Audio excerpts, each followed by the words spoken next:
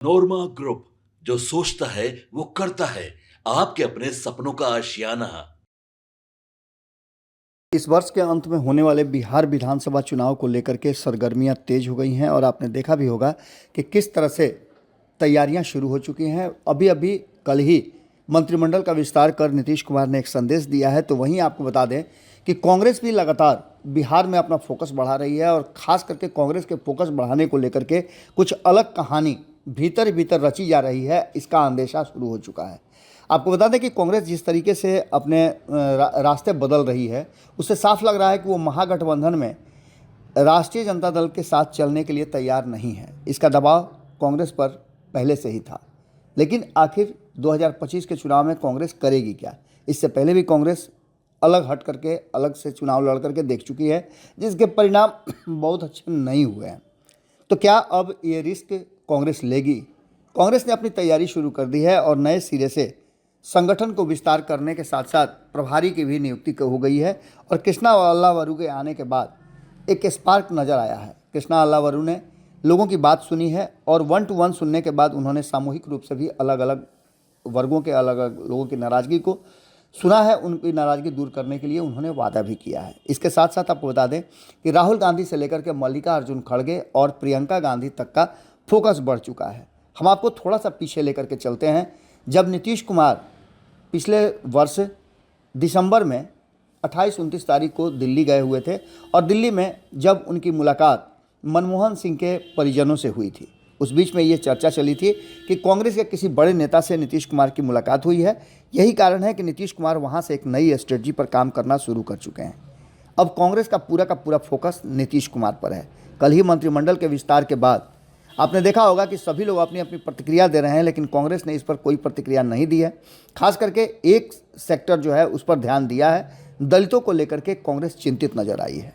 हालांकि आपको बता दें कि यादव के नहीं होने, दलित के नहीं होने इस मंत्रिमंडल विस्तार में ये भारतीय जनता पार्टी की तरफ से हो सकता है, लेकिन चूंकि मंत्रिमंडल के नेता नीतीश कुमार हैं तो नीतीश कुमार भी इसमें हस्तक्षेप करके जातीय समीकरण अपने हिसाब से गढ़ सकते थे, लेकिन ऐसा हुआ नहीं।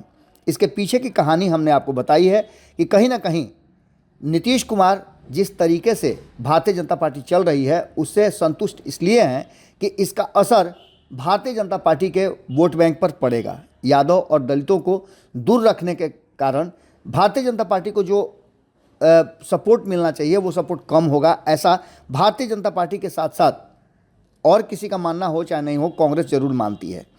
आपको बता दें कि 40 से ज़्यादा सीटों पर जीतने की तैयारी करने वाली कांग्रेस इस बार राष्ट्रीय जनता दल को दबाव बना रही है। इसके साथ साथ आपने देखा होगा कि कैसे राहुल गांधी ने दलित मुद्दों को केंद्रित करते हुए, दलित वोट बैंक पर केंद्रित करते हुए अपने पुराने वोट बैंक सवर्ण और दलित को एक साथ जोड़ने की कवायद कर रही है। वहीं अति पिछड़ों को भी वो अपने साथ जोड़ने की कवायद में लग गई है।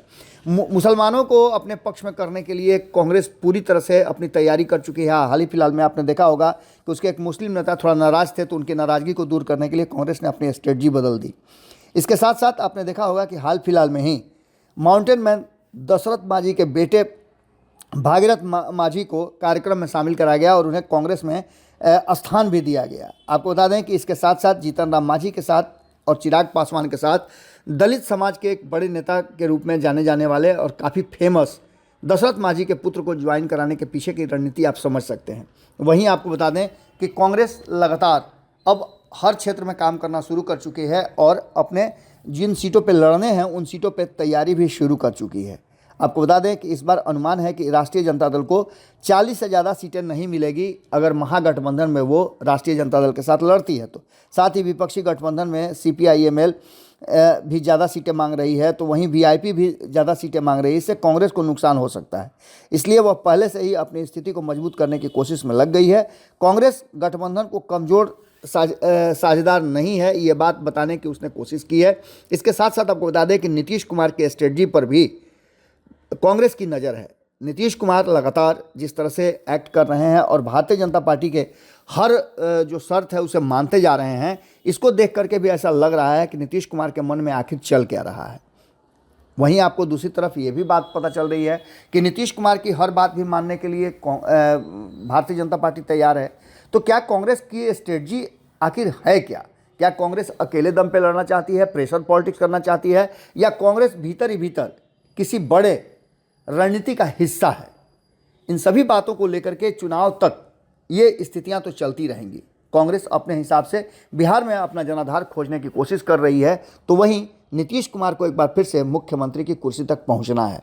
इसके लिए नीतीश कुमार कोई भी हथकंडा, कोई भी समझौता और किसी भी तरह का एक्ट कर सकते हैं।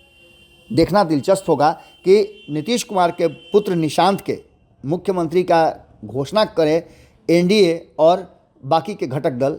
इस बात के कहने के बाद बहुत तेज़ी से घटनाक्रम बदल रहा है। 72 घंटे में बिहार में कई घटनाएं बदली हैं और अब 1 महीने का ये बजट सत्र, इन सभी चीज़ों को देखने के बाद अंदाज़ा हो जाएगा, बॉडी लैंग्वेज बताने लगेगा कि आगे होना क्या है। लेकिन एक बात तो तय है कि कुछ ना कुछ भीतर ही भीतर चल रहा है जिसकी कांग्रेस तैयारी कर रही है, और ये भीतर भीतर क्या बिहार की राजनीति में आने वाले चुनाव और चुनाव के बाद की रणनीति का हिस्सा है। जुड़े रहिए भारत लाइव के साथ, खबरों का सिलसिला लगातार जारी है। बहुत बहुत धन्यवाद। आपके सपनों को हमने सजाया है, ई होम्स पैनोरमा को हमने बनाया है। ई होम्स मेरा एक सपना था जिस पे मैं पिछले 4 साल से काम कर रहा था। हमने जो बनाया है वो सबने है माना। ई होम्स पैनोरमा में हो आपका भी आशियाना। और फाइनली हमने 2021 में इस प्रोजेक्ट को लॉन्च किया। बहुत लोग अप्रिशिएट कर रहे हैं कि पूर्णिया जैसे शहर में, बिहार के, एक तो बिहार की बात करें उसमें भी पूर्णिया जैसे छोटे जगह में इस तरह का लाइफस्टाइल देना, ये सुन के हम लोगों को बहुत अच्छा लगता है। ई होम्स में हमने कुछ और भी किया है, जैसे हम जिस जगह में रह रहे हैं हमारे फैमिली सिक्योर हो, उनको सिक्योरिटी का ध्यान में रखा है।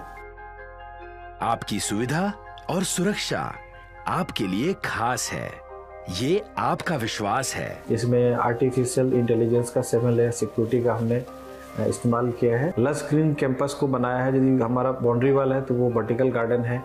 ये जितनी भी फैसिलिटी होता है एक इंटरनेशनल टाउनशिप में ई होम्स है, ये हम लोग विश्वास नहीं कर पा रहे हैं। जो भी हमारे मित्र, दोस्त या जो भी हमारे बाहर के बाहर आते हैं तो हम लोगों को बहुत अच्छा सुनने को मिलता है और बहुत अच्छा क्रेडिट मिल रहा है। वो सारा हमने सिर्फ एक बिल्डिंग नहीं बनाया, हमने एक बहुत अच्छा लाइफस्टाइल दिया ई होम्स में, और मेरा एक सपना था जिसको मैं आज फुलफिल होते हुए देख पा रहा हूँ। ये आपका आवास है। ई होम्स पैनोरमा में अब आपका निवास है। E homes Panorama, luxurious lifestyle redefined. Panorama group, जो सोचता है वो करता है। अगर ये वीडियो पसंद आई और वह बिहार के राजनीति और बिहारियत से सरोकार रखेनी तो सब्सक्राइब बटन दबा के चैनल के सब्सक्राइब कर ली। ओजे एगो घंटी बा, ओकरा बटन दबा देला से कुल सटीक और मारक खबर रुआ मुफ्त में मिल जाई। अगर रुआ पत्रकारिता के हमनी के नया प्रयोग में सहयोग कर चाहतानी तो ज्वाइन बटन दबा दी। पेटीएम नंबर नोट कर ली 9386816700।